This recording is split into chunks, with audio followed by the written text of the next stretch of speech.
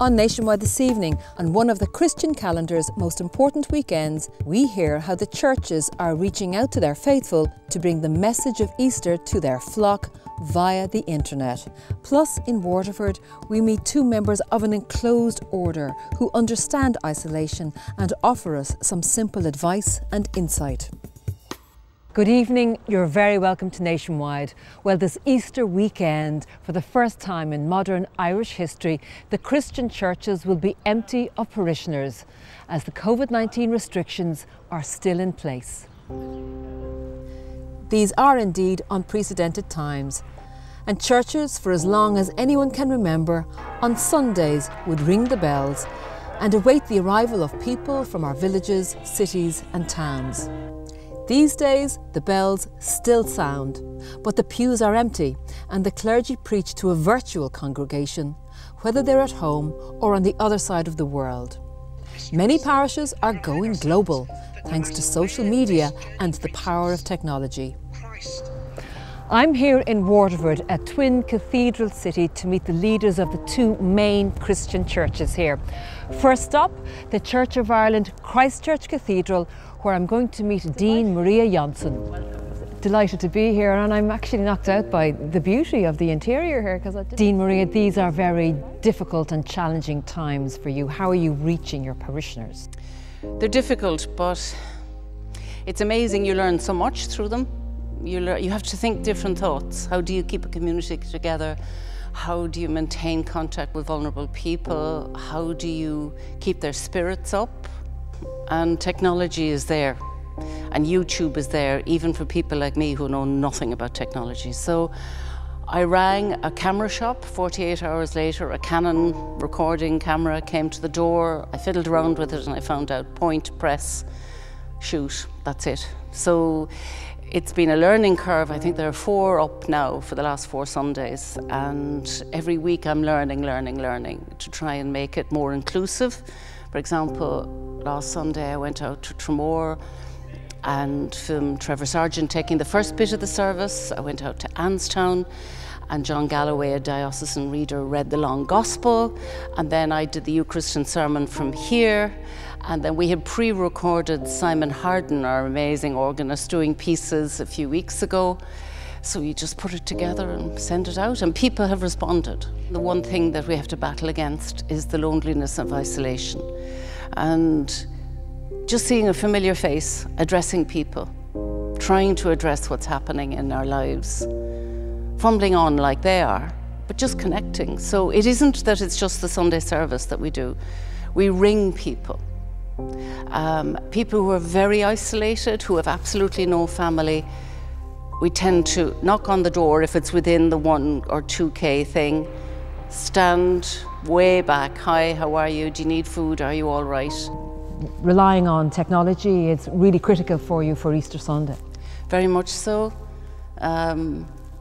We'll just change the place from the barrenness of Good Friday and the bleakness of the altar. And somebody has said that she will leave flowers at my door to put behind the altar to make it cheerful. And yeah, we'll do the same this Easter Day. And Simon has already recorded the pieces of glorious organ music for Easter Day. So hopefully it will give a little bit of heart to people. And looking forward to Easter Sunday, do you have a message for your parishioners, Maria?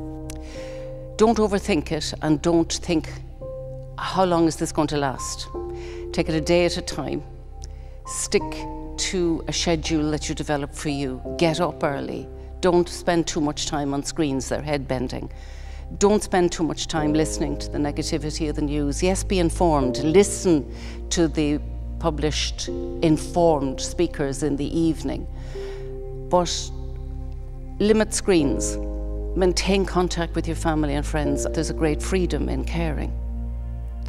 And so the greatest danger is to make social isolation a spiritual isolation, a disconnectedness with the world. The challenge is to connect imaginatively, compassionately with each other. Just let's get through it. Stay alive, stay sane, stay healthy, mind each other. That's it.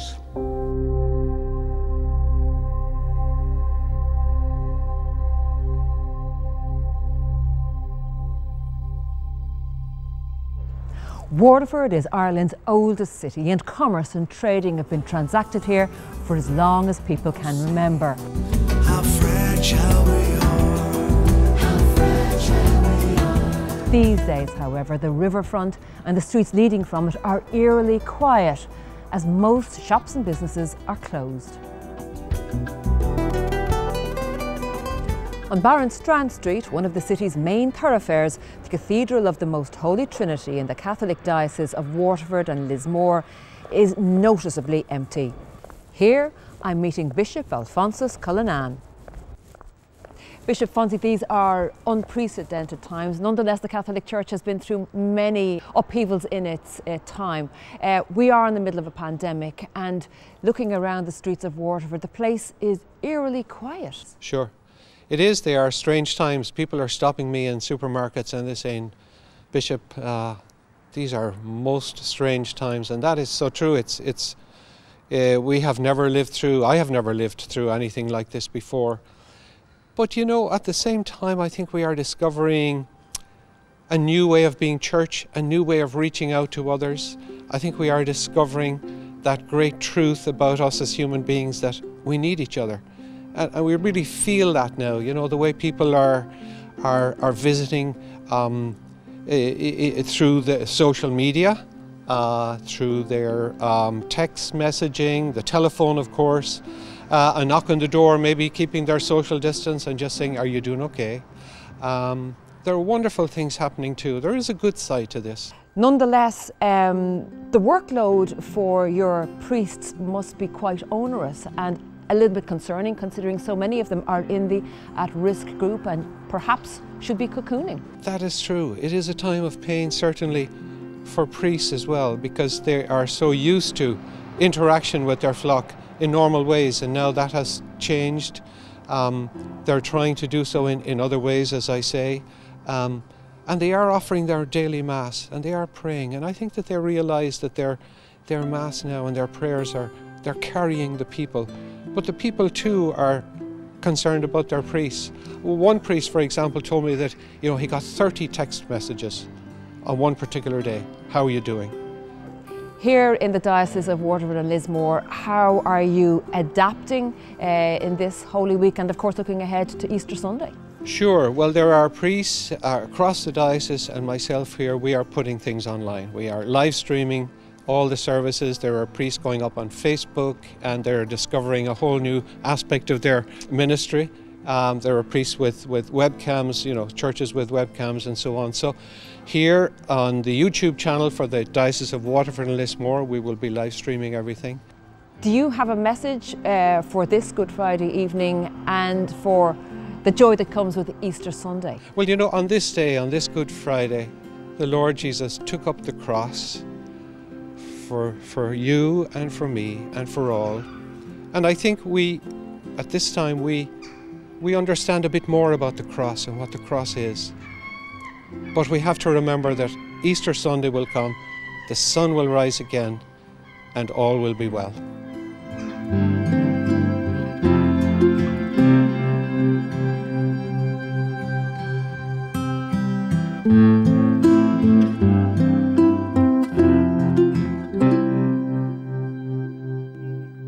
Music is noticeably absent from all church services due to physical distance restrictions. The Island of Ireland Peace Choir, who perform a Taizé service on the first Friday of every month and particularly every Good Friday for many years now at the Edmund Rice Chapel here in Waterford, unfortunately are unable to do so this year. Sarah, you're a member of the Island of Ireland Peace Choir, and the first Friday of every month you do perform the Taizé service. So what is the Taizé service? So a Taizé service is where there's a mix of music, very beautiful, quiet, haunting music, with silence, meditative silence, and then different reflections. So it's different to a traditional mass. There is no priest. There's a lot of equality among the members that are there, and it comes from a place called Taizé in France. That's where it started. So the first Friday of every month we do a Taizé service in the Edmund Rice Chapel here in Waterford, and we do it by candlelight, so from 8 to 9. It's very beautiful. The chapel is very beautiful. It's circular. and we sing. The Island of Ireland Peace Choir sing, and the community that attend often sing with us, and different people read reflections. And the Taizé Vigil for tonight, Good Friday, you're managing to perform it in a new way. Yeah, so we normally do the first Friday of the month, and we missed it this month because of all that is happening. So it was really important for us that the Good Friday Taizé would happen, and that we'd be able to connect in with the community that come to us once a month, and that we could all be together in some sense. So really we're trying to do it online so that we can be a community again at this time.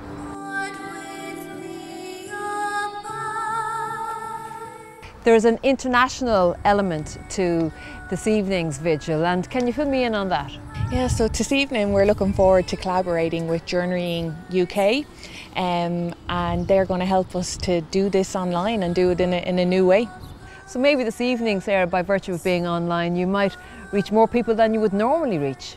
I hope so. Taizé is a Christian service, but I myself kind of found my spiritual home during Taizé. I don't feel terribly comfortable in traditional churches, but a Taizé service is something different. It's where you celebrate hope, love, humanity, connectivity. So I hope that maybe people will join us this evening and give it a go.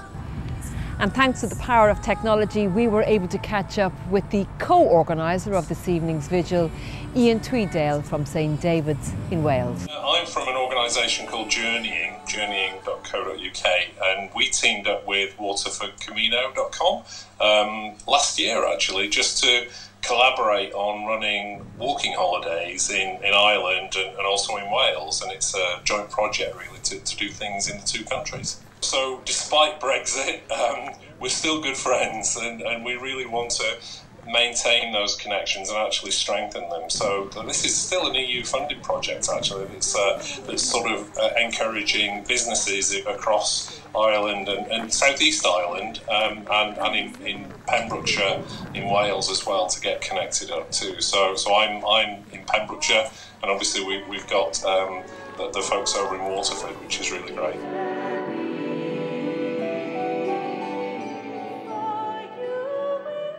Right, so what's happening tonight is really exciting. It's a live stream. It's going to be on Facebook, and you can get to it on Journeying Celt.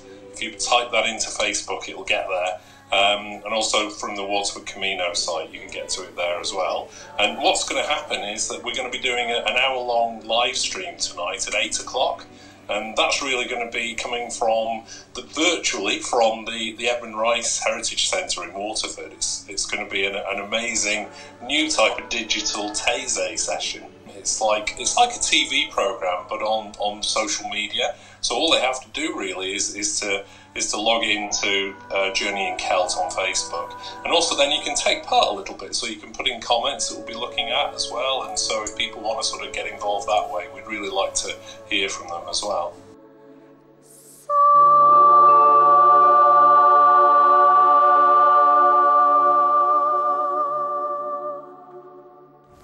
We're going to take a break now, but don't go away because we'll be back again in just a couple of minutes.